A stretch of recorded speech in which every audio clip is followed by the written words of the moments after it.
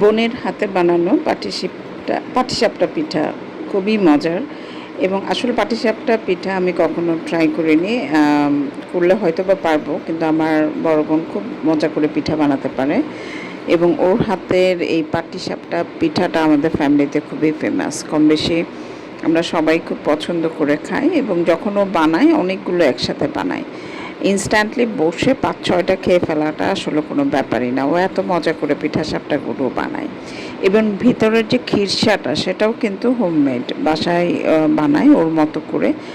ও যখন কোনো কিছু মিষ্টি আইটেমগুলো মেক করতে চায় তখন যে জিনিসটার পরিমাণটা খুব ভালো রকম থাকে সেটা হচ্ছে প্রচুর ও ঘি দেয়, মানে যা যা দিলে স্বাদটা খুব ভালোভাবে আসবে সেরকম সবগুলো ইনগ্রেডিয়েন্টসে কিন্তু ব্যবহার করে, যার জন্য এত মজার হয়।